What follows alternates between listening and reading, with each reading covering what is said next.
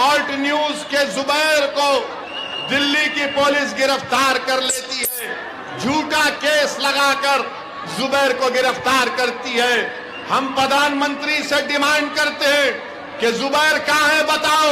हमको ये इत्तलात मिल रही है कि जुबैर को किसी गाड़ी में बिठा कर लेकर जाया जा रहा है। अगर जुबैर की जान को कुछ होगा तो इसकी जिम्मेदारी भाजपा और नरेंद्र मोदी की सरकार पर आयद होगी।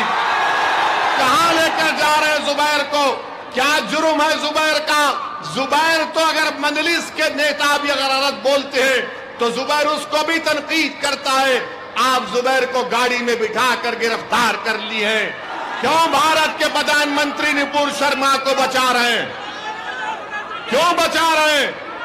नुपुर शर्मा को बचा रहे, जुबैर को जेल में डाल रहे हैं। बताइए देश के प्रधानमंत्री, आपने तो इमरजेंसी को कंडेम किया था, मगर ये क्या हो रहा है हमारे देश में? ये क्या हो रहा है हमारे देश में? बताओ, इसका जिम्मेदार कौन है? इसका जिम्मेदार ओवैसी है या इसका जिम्मेदार कमलनाथ और कांग्रेस पार्टी है? मेरे अजीज दोस्तों और बुजुर्गों, मेरी इस बात को जहन नशीन कर लीजिए कि आप में इतनी ताकत नहीं है कि आप किसी पार्टी को सत्ता में आने से रोक सकते हैं। आप में इतनी ताकत जरूर है कि अगर आप मुत्तहिद हो जाएंगे तो आप अपने वोट से, अपने सियासी शऊर की बुनियाद पर मजलिस इत्तेहादुल मुस्लिमीन के नुमाइंदों को यहां पर कॉरपोरेटर भी बना सकेंगे, यहां से उनको विधानसभा में एमएलए बनाकर भिजा सकेंगे। लोग पूछते हैं कि मजलिस का अगर उम्मीदवार जीत जाएगा तो क्या होगा? मैं उनसे कहता हूं कि तुमने 25 साल से क्या उखाड़ लिया जो आज मजलिस से पूछ रहे हो? तुमने क्या कौन सा काम किया बताओ हमको? सिर्फ वोट हासिल करते हैं और वोट हासिल करने के बाद यही कमलनाथ का एक वीडियो आया था असेंबली या पार्लियामेंट के इलेक्शन में। कमलनाथ कह रहे थे, मुसलमानों से कह रहे थे कि आप खामोश हो जाओ, आप खामोश हो जाओ। आज असदुद्दीन ओवैसी जबलपुर को आकर आपसे कह रहा है कि खामोश नहीं रहना है, शोर मचाना है, आवाज उठाना है। और याद रखिए, जो कौम, जो समाज खामोश हो जाता है वो जिंदा नहीं कहलाता, वो मुर्दा कहलाता है। तो अब खामोशी को तोड़ना है, सन्नाटे को तोड़ना है और आपको इस अंधेरे में, इस फिरका परस्ती के अंधेरे में, इस नफरत के अंधेरे में आपको एक चिराग जलाना है। वो चिराग उसी वक्त जलेगा जब आप इत्तेहाद को मजबूत करेंगे। और नौजवानों, ये लड़ाई जो मैं लड़ रहा हूं वो तुम्हारे लिए मैं लड़ रहा हूं, वो तुम्हारे मुस्तकबिल के लिए लड़ रहा हूं ताकि वो मुस्तकबिल तुम्हारा अच्छा हो। नौजवानों, तुमको नेता बनना है। नौजवानों, तुमको क़यादत करना है। नौजवानों, तुमको स्कूल खोलना है। नौजवानों, तुमको अपने बच्चों को और अपनी बेटियों को स्कूल में तालीम हासिल दिलाना है। नौजवानों, तुमको अपनी औलाद को हायर एजुकेशन में पढ़ाना है। और याद रखो, जब तक तुम सियासी ताकत हासिल नहीं करोगे आप अपने मसाइल को हल नहीं करवा सकते हैं। मेरे अजीज दोस्तों और बुजुर्गों, थोड़ी देर के लिए आप जरा इत्मीनान से ठहर कर हमारी बात को सुन लीजिए। 6 जुलाई को क्या आप लोग मजलिस इत्तेहादुल मुस्लिमीन को वोट देंगे? 6 जुलाई को पतंग के निशान पर आप मजलिस को वोट डालकर कामयाब करेंगे? क्या जबलपुर में एक इत्तेहाद की फिजा को आप और मजबूत करेंगे? क्या आप 6 जुलाई को अपनी मां और बहनों को साथ लेकर पोलिंग बूथ को जाकर मजलिस को वोट देंगे? तो मैं आपके इस वादे पर आपका शुक्रिया अदा करता हूं, मगर याद रखिए मेरी इस बात को, डरने और घबराने की जरूरत नहीं है।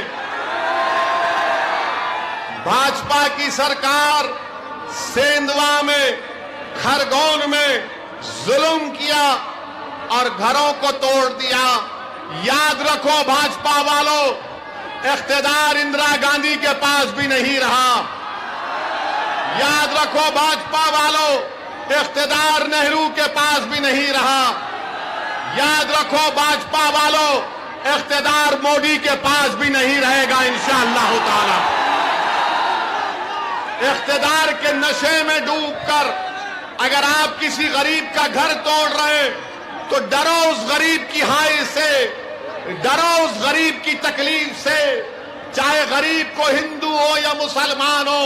अगर सत्ता में बैठने वाले लोग सत्ता में डूबकर, अहंकार में डूबकर किसी गरीब का घर तोड़ते हैं तो वह गरीब जब रोता है तो अल्लाह की रहमत जोश में आती है और इंशाअल्लाह ताला आप देखेंगे कि जिन्होंने जुल्म किया है अल्लाह सुब्हानहू ताला इंसाफ करेगा।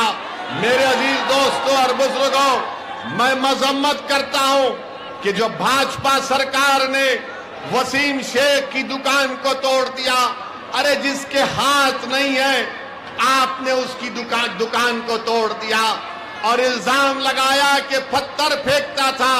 अरे जिसके हाथ नहीं है वो कौन सा पत्थर फेंक सकता है। मेरे अजीज दोस्तों और बुजुर्गों, आप एक सियासी ताकत बनिए। याद रखिए, भारत में जब तक अल्पसंख्यक समाज एक सियासी ताकत नहीं बनेगा आपके मसाइल हल होने वाले नहीं हैं। आप देखते हैं कि दिल्ली में अभी थोड़ी देर पहले एक ऑल्ट न्यूज के जुबैर को दिल्ली की पुलिस गिरफ्तार कर लेती है, झूठा केस लगाकर जुबैर को गिरफ्तार करती है। हम प्रधानमंत्री से डिमांड करते हैं कि जुबैर कहां है बताओ। हमको ये तलाश मिल रही है कि जुबैर को किसी गाड़ी में बिठा कर लेकर जाया जा रहा है। अगर जुबैर की जान को कुछ होगा तो इसकी जिम्मेदारी भाजपा और नरेंद्र मोदी की सरकार पर आयद होगी। कहां लेकर जा रहे हैं जुबैर को? क्या जुर्म है जुबैर का? जुबैर तो अगर मजलिस के नेता भी अगर गलत बोलते हैं तो जुबैर उसको भी तनकीद करता है। आप जुबैर को गाड़ी में बिठा कर गिरफ्तार कर लिए हैं। मैं अल्लाह से दुआ करता हूं कि परवरदिगार, जो जेल में मासूम लोग हैं चाहे किसी मजहब के हों, अल्लाह उनको इन जालिमों के जुल्म से निजात दिला दे। मेरे अजीज दोस्तों और बुजुर्गों, अपने हौसलों को बुलंद रखो। नौजवानों, हिम्मत से काम करो, संविधान को इस्तेमाल करो, अमन से अपने काम को करो, जोश यकीनन बरकरार रखो, मगर होश के साथ अपने जोश को इस्तेमाल करो। कभी भी याद रखो मेरी इस बात को, अगर आपको कामयाब होना है तो वायलेंस से, तशद्दुद से आप कामयाब नहीं हो सकते। अगर आपको अपने मसाइल को हल करना है तो वोट की ताकत को इस्तेमाल करो। तुम वोट डालो मजलिस को, मैं तुमसे वादा कर रहा हूं ये तशद्दुद खत्म होगा। तुम मजलिस को वोट डालो, मैं तुमसे वादा कर रहा हूं जुल्म खत्म होगा। तुम वोट डालो मजलिस को, हम भारत को मजबूत करेंगे। तुम वोट डालो मजलिस को, हम एतमाद को और पैदा करेंगे भारत के संविधान में। मेरे अजीज दोस्तों और बुजुर्गों, मैं अपने बुजुर्गों से भी अपील कर रहा हूं कि आप हमारा साथ दीजिए। अगर मैं गलत हूं तो मुझे सही करो आप, अगर मैं गलत बोलता हूं तो मुझे टोको आप, मगर याद रखिए अब कांग्रेस पार्टी में दमखम नहीं रहा। अब कांग्रेस पार्टी में दमखम नहीं रहा। अब कांग्रेस पार्टी नहीं आने वाली है, याद रखो मेरी इस बात को आप। कांग्रेस पार्टी चाहे मध्य प्रदेश हो, भारत हो, बल्कि जितना जल्दी कांग्रेस पार्टी खत्म हो जाए वो भारत के लोकतंत्र के लिए बहुत अच्छा होगा, क्योंकि यही कांग्रेस पार्टी, आप बताइए गुजरात में कांग्रेस के 12 विधायक भाजपा में चले जाते हैं, मध्य प्रदेश से भाजपा में चले जाते हैं, कर्नाटक से भाजपा में चले जाते हैं और इल्जाम लगाते हैं असदुद्दीन ओवैसी के ऊपर। अरे इल्जाम लगाने से पहले अपने गिरेबान में झांक कर देख लो कि तुमने क्या किया। अगर आज मध्य प्रदेश में मुसलमान परेशान है, आदिवासी परेशान है, दलित परेशान है, तो इसकी बहुत बड़ी जिम्मेदारी कांग्रेस पार्टी पर आयद होती है। यहां पर भी कांग्रेस का नेता है, आप तैयार हो जाइए। कि हमारे जाने के बाद कल से ये लोग शुरू कर देंगे प्रोपेगेंडा। अरे ओवैसी की बातों में मत आओ, ये वोट काटने के लिए आया है। मैं कांग्रेस के नेताओं को चैलेंज कर रहा हूं, कमलनाथ को चैलेंज कर रहा हूं, बताओ मेरे लड़ने से किसका नुकसान, फायदा नहीं। मैं इलेक्शन लड़ता हूं तो जीतने के लिए लड़ता हूं। भाड़ में जाए कोई हारता है या जीतता है, मुझे अपनी पार्टी को कामयाब करना है। कब तक हम गुलामी करेंगे इन पार्टियों की? क्या आप कांग्रेस के गुलाम हैं? क्या आप मोदी से डरते हैं? तो फिर अगर भारत से मोहब्बत है आपको, भारत से मोहब्बत है आपको, तो फिर जब मोहब्बत है तो उठो नौजवानों, मुत्तहिदा तौर पर मजलिस को कामयाब करो अपने कैकॉर्ड से। 6 जुलाई के दिन जबलपुर के आसमानों में कुछ नजर नहीं आना सिवाय पतंग के नजर आना चाहिए। जब आप अपनी पार्टी को वोट डालेंगे तो दुनिया देखेगी और मानेगी, और लोग कहेंगे कि मजलिस फिरका परस्ती की बात करती है। मैं आपसे पूछना चाह रहा हूं, भाजपा हो या कांग्रेस हो, जात और बरादरी देकर टिकट दिया जाता है तो उसमें कोई सेकुलरिज्म की बात, उसमें कोई एतराज नहीं है। मैं किसी मजहब का खिलाफ था ना कभी हूं, मैं अपने हिंदू भाइयों का खिलाफ था ना कभी रहूंगा।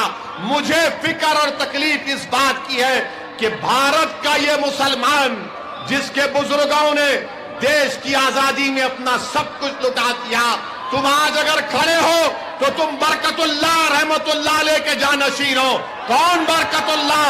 जिसने अफगानिस्तान में बैठकर अंग्रेजों के खिलाफ हुकूमत बनाई थी। मेरे अजीज दोस्तों और बुजुर्गों, आज आपको अपने भारत को मजबूत करना है। और भाजपा के लोग ओवैसी के भाषण पर बहुत कुछ बोलेंगे। हम देश के प्रधानमंत्री से पूछना चाहते हैं कि नुपुर शर्मा को क्यों गिरफ्तार नहीं कर रहे आप? क्यों भारत के प्रधानमंत्री नुपुर शर्मा को बचा रहे हैं? क्यों बचा रहे हैं? नुपुर शर्मा को बचा रहे, जुबैर को जेल में डाल रहे हैं। बताइए देश के प्रधानमंत्री, आपने तो इमरजेंसी को कंडेम किया था, मगर ये क्या हो रहा है हमारे देश में? ये क्या हो रहा है हमारे देश में?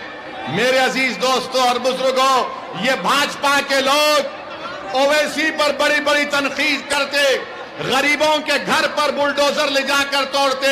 अरे भाजपा वालों, सुनो मेरी बात को, अगर तुम में इतनी हिम्मत है तो चलो उस लद्दाख की सरजमीन पर जहां पर चीन की फौज भारत की जमीन पर कब्जा करके बैठी है, लेके जाओ बुलडोजर वहां पर, मैं भी तुम्हारे साथ चलने तैयार हूं। चीन को खाड़ कर फेंको, जो 1000 भारत की स्क्वायर किलोमीटर जमीन पर चीन कब्जा करके बैठा है। 2 साल से चीन कब्जा करके बैठा है, मगर हमारे देश के प्रधानमंत्री चीन की बात नहीं करते, चीन का नाम लेने से डरते हैं। आज अखबार में आया कि चीन अपनी फौज जहां पर हमारी जमीन है वहां पर एयरपोर्ट बना रही है, वहां पर फौज को मजबूत कर रही है। भाजपा वालों, कभी चीन की भी तो बात कर लो। तुमको मुझसे बड़ी मोहब्बत है, मैं जानता हूं, मगर इतनी मोहब्बत देश से भी तो करो। चीन के खिलाफ बोलो, मगर चीन के खिलाफ बोलने से कतराते हैं, मगर इंशाअल्लाह ताला